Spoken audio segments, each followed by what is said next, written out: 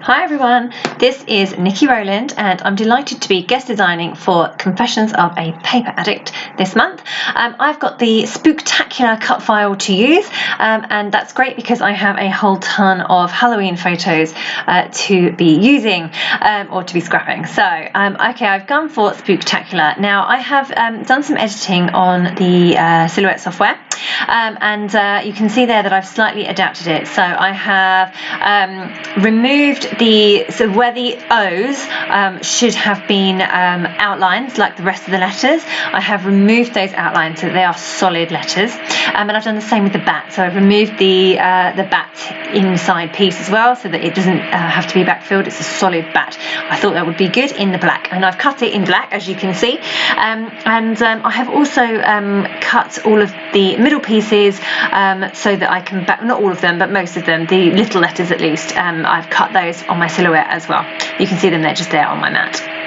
Okay, so I'm going to spend a little bit of time backfilling this cut file. I'm going to do it manually with some PVA glue.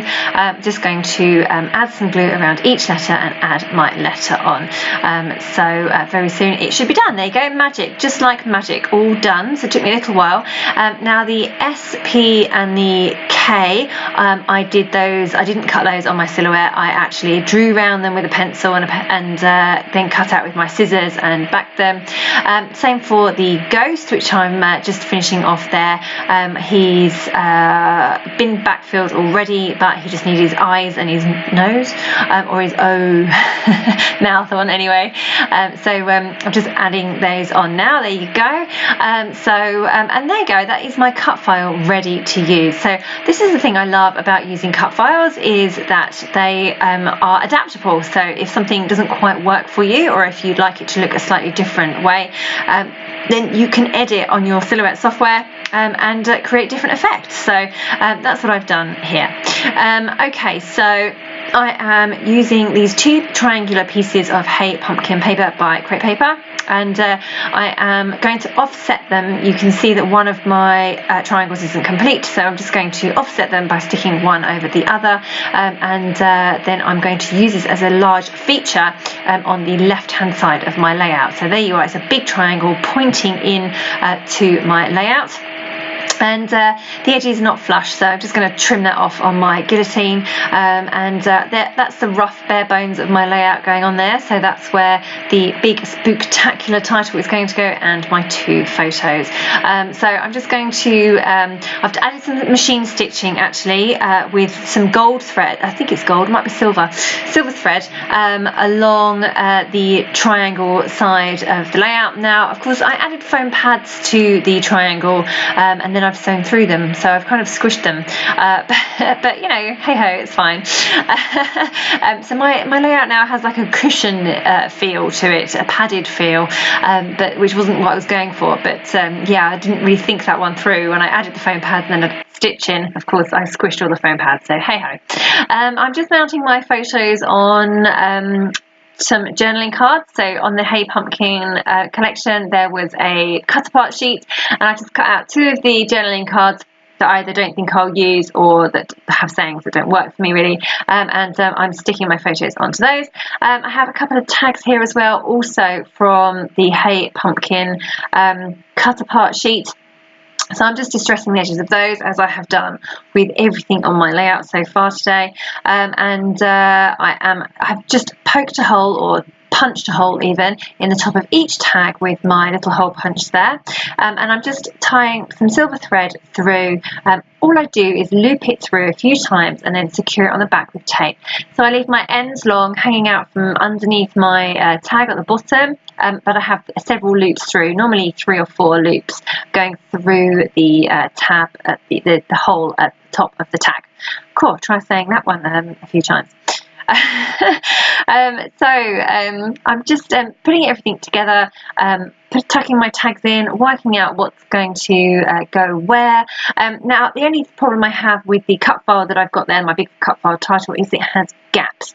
So you can see through onto my back of my layout. It's not backed on a whole singular piece of white, which means I just have to be mindful of where I place things, because I don't want things to show through my cut file in the wrong place. So Sorry for the view of the top of my head there. I'm just, I felt that the top of my layout looked a little bit naked, and I don't have many full sheets of, or hardly have any full sheets left of this collection. I've used so much of it. So I am just putting another corner in the top right with a piece of orange and black paper, so that really brings in some colour. I'd obviously got the orange colour in the title, and I wanted to bring in a bit more of that, so that big pop of orange and black stripe at the top there works really, really well. So there's a whole bunch of fabulous chipboard pieces on the chipboard sheets that goes with this collection, so I am going through and adding in as many of those as can go onto one layout. Just getting my photos and everything stuck in place. I'm happy with the positioning on my layout, so now I just need to get everything kind of stuck down and make sure that when I embellish around it, everything is stuck in place, and I don't realise halfway through that actually my whole layout is pretty much complete, but nothing is stuck. I do that quite a bit. So so I played around with this Beware piece of ephemera there, and eventually decided against it, just because I didn't want to extend out the top cluster where my photos are. I didn't want to bring that out too far to the left. I wanted the title to kind of extend and speak for itself and be a feature, so I wanted to keep everything else not minimal, because I don't really do minimal, but to not overpower my title, because the title is just so awesome. You can't really see in this photo, but in this video, but the three of us are there, and in the background, tied to that tree, or not tied, but hung on that tree, is a giant vampire. He is absolutely huge, so he's very, very scary, so that's why this is a spooktacular layout. And then there's a terrible photo of me looking very, very scary that my 6-year-old took of me. So he asked me to make a scary face, and I did, and he snapped a photo, and it's the most hilarious photo. It's really out of focus, but you can really see me making this terrible, scary face, and I do look dreadful, but it's a really funny photo, so yeah, I had to go on.